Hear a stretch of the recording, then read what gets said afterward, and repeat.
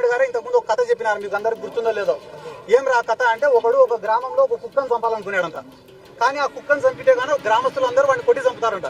కాబట్టి వాడు ఏం చేసినాడు, రోజు ఒక 10 మంది కూర్చునే కాడికి పోయి ఒరే అది పిచ్చి కుక్కరా అని చెప్తాడంట. మళ్ళీ ఇంకో గుంపు కాడికి పోతాడంట, ఒరే ఆ కుక్క నిన్ననే ఒక ముసలోని గడిచిదిరా అని చెప్తాడ. మళ్ళీ ఇంకో గుంపు కాడికి పోతాడు, ఒరే ఆ కుక్క నిన్ననే చిన్న పిల్లోని గడిచిదిరా అని చెప్పి వన్ పైండే ఆ కుక్కను చంపుతాడంట. చంపితే గ్రామస్తులందరూ అబ్బా పిచ్చి కుక్క చంపిపోయింది రాని అంట. అట్లా ఇదో రాష్ట్రంలో నువ్వు తప్పు చేయాల్సిన అవసరం లే. రోజు ఒక 4 టీవీ ఛానళ్లలో వీడు ఆడదాం ఆంధ్రాలో 100 ఎత్తినాడు, వాడు 300 ఎత్తినాడు, వాడు 400 ఎత్తినాడు, వీడు మైనింగ్ లో ఎత్తినాడు, వాడు పార్టీలో ఎత్తినాడు, వాడు లిక్కర్లో ఎత్తినాడు అని చెప్పి ఒక్క పథకం ఇవ్వకుండా డైలీ అన్ని ఛానళ్లలో జగన్ సార్ ఏం సార్ కరెంట్ ఛార్జీలు పెంచినారు కదా అంటే చెవిరెడ్డి భాస్కర్ అరెస్ట్.